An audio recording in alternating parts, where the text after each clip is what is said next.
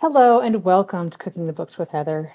Today we're working from Meathead Goldwyn's book, Meathead, and we're going to be making his wet cured ham that I'm going to just turn the page because all of the instructions are on the next page.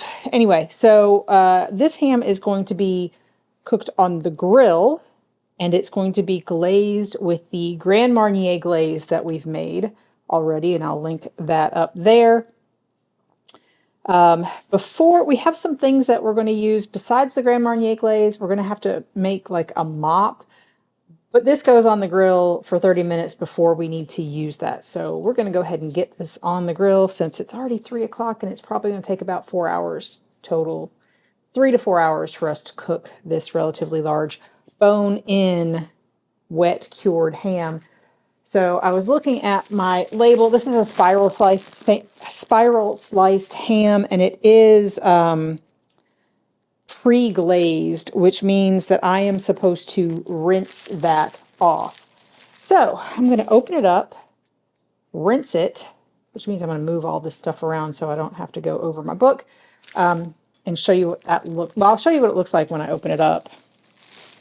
Video editor would like me to say that these are fully cooked, and he does mention this in the book that this is a fully cooked ham. You can eat it right out of the package, but it's better when it's warmed and it's better when it has a glaze. So that's what we're going to do.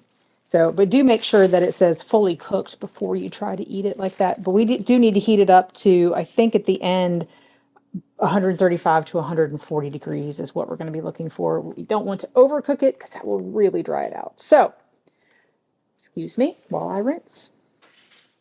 So at this point, he does say if it's spiral sliced like this, when you rinse it off to let some water get in between to help protect from moisture loss, whatever. I did, what I could. That's why it kind of looks like it's fallen apart some. It's fine. He says if the skin has not been removed, to remove it. These are relatively, and to trim most of the fat off. These ones are generally relatively well trimmed, so I'm not going to bother with that. He says leave no more than 1/8 of an inch. I'm pretty sure there's less than that here. It's fine. So our grill is, we have our charcoal grill set up for dual zone cooking and supposed to be at like 225-ish right now. So we're going to go put this on the grill on the indirect side, cut side down. And he says you do not need much smoke. If you want to add a handful of wood or so for smoke, that's fine. But this is pre-smoked, so you don't really need to have more smoke on it. That's why one of the reasons we're not using our smoker. So we're going to go put this on the grill and smoke roast it for 30 minutes at 225. And we'll show you what we do after that, but I'm not going to show you putting it on the grill or feeding my dog probably the piece that fell off, even though that's perfectly fine for humans to eat. Like I said, it's fully cooked. Just because we also have to do some filming in here, so we're not going to move everything around right now. But we're going to go put this on the grill for 30 minutes, and we'll show you at that point what it looks like. All right. Our ham has been on the grill for a little while, and our Grand Marnier glaze is just finished. So I'm going to measure out the amount we need for this recipe, and I'll probably put the rest into the freezer. I'll clean that up, don't worry. But we also need to, from this, we need to make a mop, which is just basically chicken broth plus some of this glaze. So let me see exactly how much. Okay, so we need about 1/4 cup of this added into our chicken broth. Now he says to whisk it over medium heat until it's dissolved, but I heated this up. This is hot. It should all dissolve, and I've just got a little whisk, so I'm just going to do it here.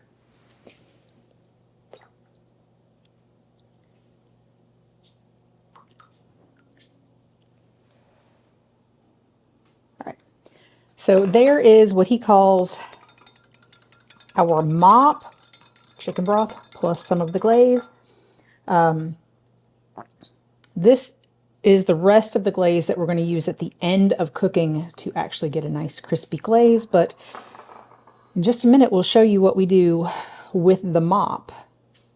He says you can make these days in advance and just leave them in the refrigerator and use them when you need. He doesn't say they need to be hot before you put them on. In fact, it might be better if this cools off a little bit, because it'll be easier to paint on. But that's our mop and our glaze, and we will see you at the grill. This has been on the grill for at least 30 minutes. My timer went off, but my watch doesn't always actually like alert me. I got to figure that out. Anyway, so we're going to take this off the grill.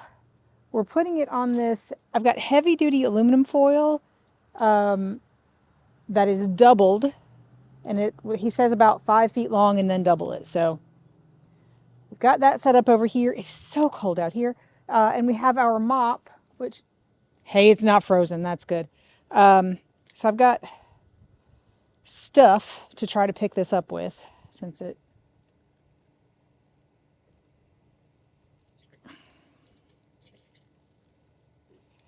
really heavy.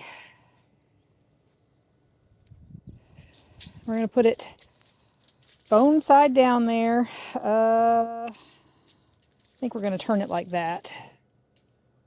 Maybe. Do I have enough foil? I don't know. I'm going to try it like this, so it'll come up over the top. Anyway. And so now, what I need to try to do is make a little bit of an envelope here, because we're going to pour about half a cup of our mop on this, and we don't want it to all run out. So here we go.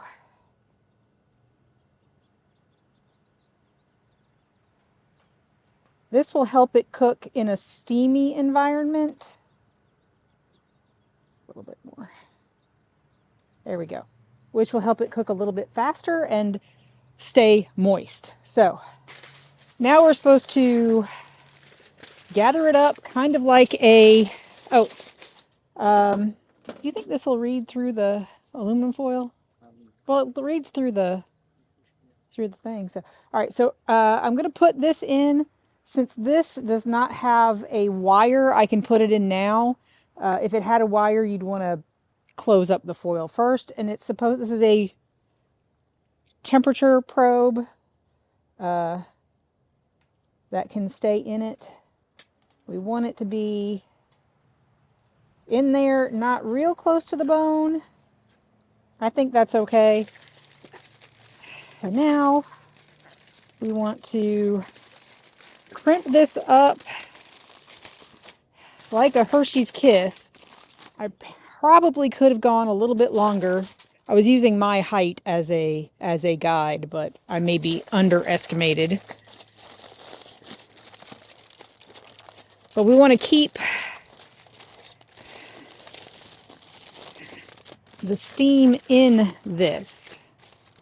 So we're crimping it up like a Hershey's Kiss, he says. So that is probably the best I can do. And now we're going to put this back on the grill. Got a little bit of ham here. Also cut side down. So I'm going to try my best not to... It's not that hot yet, so it's okay doing this with my hands. And just put it back where it was. And we're going to put the lid back on. What? It's fine. Do I need to move it? And we're going to let this go again at 225 degrees. We're going to keep an eye on it until it hits about 125 degrees. I'm not sure how long that's going to take. I guess we'll tell you. Right now, it is about 8 minutes to 4. So we can do that math later. So our ham is about 125. Our thing didn't work, but I think it's good. So now we're going to open this up, and we want to leave it such that it's got a little bit of a bowl sort of things to catch the mop. So we've got our mop here. We've been keeping it by the fire to keep it warm, and we're going to kind of baste it with the mop.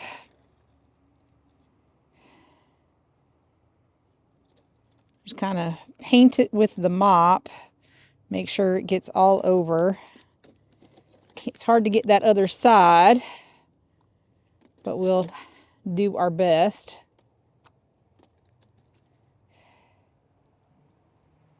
Especially since it's already sliced, I want to make sure we get as much moisture in there as we can. All right, so now we're going to put the lid back on, and we're still doing this at 225.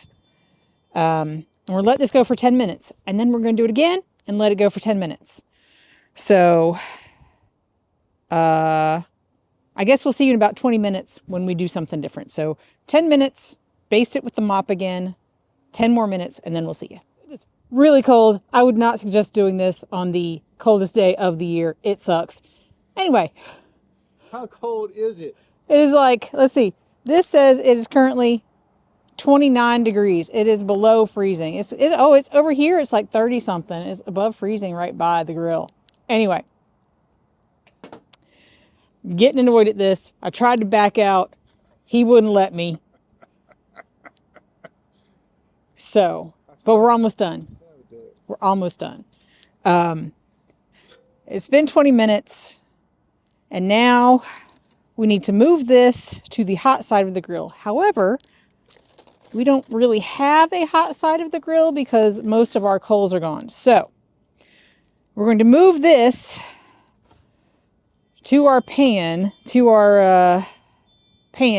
put some hot coals in, get that ready, and then we're going to put it on top of the hot side of the grill, and we're going to deal with our glaze. Now, one thing I'm not going to do that he says to do is to put the drippings in with our glaze.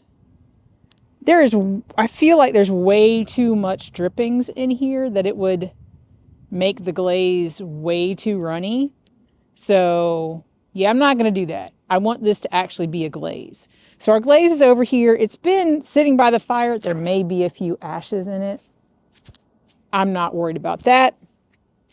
Anyway, we're going to move this off and get the coals here so we can have a hot side, and then we'll show you what we do. Okay, it's nice and warm right here, but it is also windy, so that's the worst. So I'm going to try to get this over here, not flat side down. Good luck to me.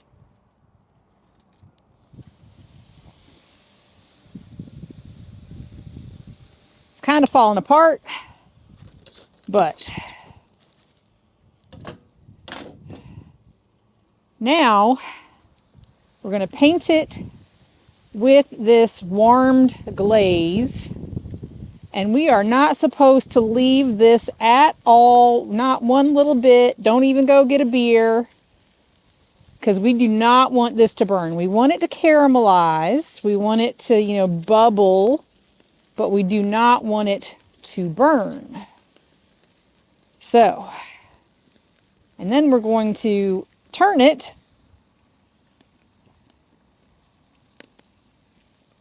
and do it all over again.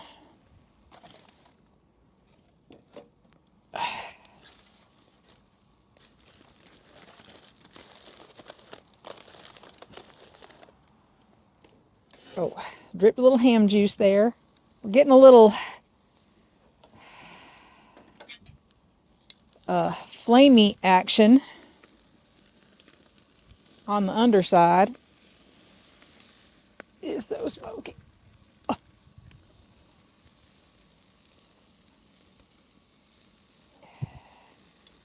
I think this would probably work better with a non-stick spiral sliced ham, but you know, it is what it is.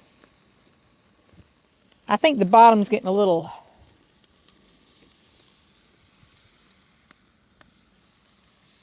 yeah, a little charred on the bottom. So now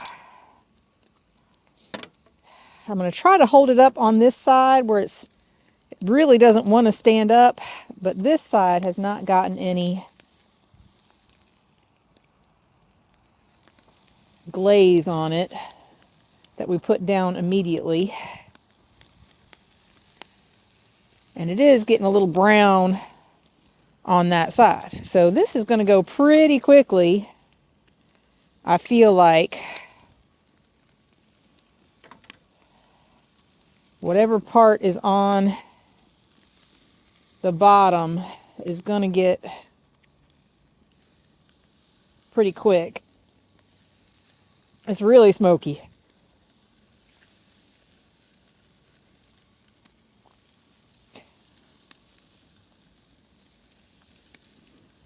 All right.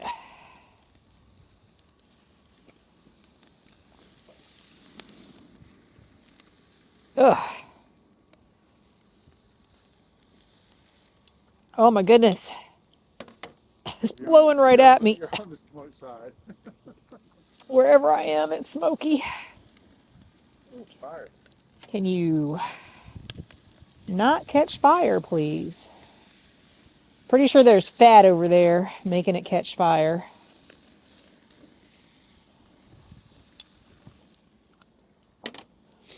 I'm dripping because of smoky. Yep. I think we're almost done here. I think all sides have gotten enough time. I am a mess.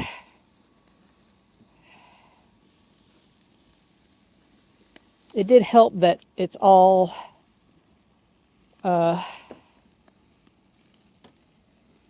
hot side. I didn't have to worry about trying to make it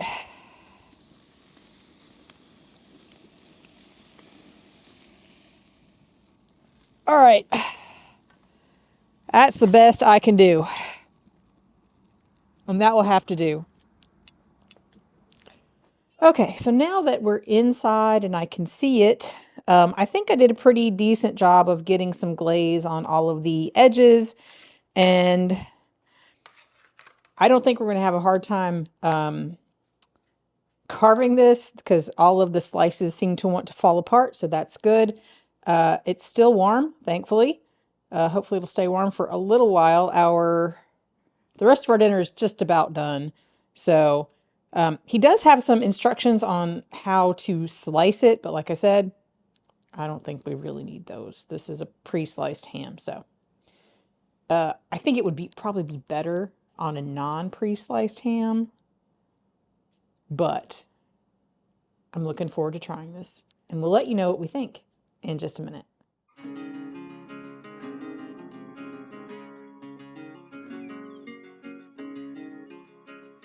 First off, I have to say I absolutely loved the glaze. So we used the Grand Marnier glaze, which I'll link it up here. We did record it. I don't think it'll be in this one too long. Anyway, I loved that glaze. It was delicious and it was perfect with the ham. So two things about cooking this ham. It took a while, and I think it would go better with a non-spiral sliced ham. You could use it. It worked out okay. It did not get super dry or anything, but it was hard to maneuver it to sear it on the outside and everything. With the spiral sliced ham, it kind of wanted to fall open and go floppy floppy. And also, it's an outside recipe, and you shouldn't do it when it is freezing outside unless you really enjoy being frozen outside. And that was not fun. Other than it being cooked outside, it was not particularly difficult. And he does suggest, doing a 2-zone heating. All of that stuff is the hard part in this recipe, is A, maneuvering a large piece of meat, and B, getting all of your cooking zone set up. So if you're good with that, that's easy. I mean, that's easy. If you're good with that, you're good for this recipe. The mop, there was one part I did not do in this recipe because I felt like it would not have worked out very well. So you make a mop with quite a bit of chicken broth and glaze, and you put that on before you do the glaze itself. So you mop it on, and you cook it wrapped up with some of that mop, right? So it keeps it nice and moist, keeps the ham moist, and it's good, and it works out. But then he says you should pour the drippings from the ham into the saucepan with the glaze. I did not do that because by the end of it, I had more than a cup of drippings, which was, basically the mop plus whatever came out of the ham. It was a lot. And I don't think my glaze would have been glazy. It would not have glazed anything unless I reduced that down a lot, which he does not say to do. So you should keep that glaze warm, which we did by the fire. He says you can do it on the grill side burner or indoors on the stovetop. And then you pour the drippings. This is way too much drippings. I would not do that if you have more than a cup, for sure. Maybe a little bit, but still. That part did not make sense to me, and I refused to do it because I did want a nice glaze on my ham, which I did end up getting, and it was nice and it was delicious, and it was just difficult to maneuver that sliced ham to get that glaze to happen on all of the sides. You are supposed to, and I don't think I did that, use the mop and I used all the mop, so maybe that's why. I shouldn't have mopped as much. I would have had less drippings. I don't know. And to make that a sauce, I didn't really make a sauce because I didn't really want a sauce with it. I could have. I saved it all, but we did not do that part. So you're supposed to bring the leftover mop and leftover glaze, which at this point should have had some of the drippings in it, to a boil and turn it off, and then use that sort of on your ham. It was delicious without that. I didn't feel like I needed a sauce with it, so I completely neglected that step. Anyway, not too hard. You could do all of this in the oven if you really wanted to, but this is a book about grilling, so if you want to do this, you do it on the grill. If you've enjoyed watching me make this, please give me a thumbs up. Hit the subscribe button. Come back and watch me make something else next week.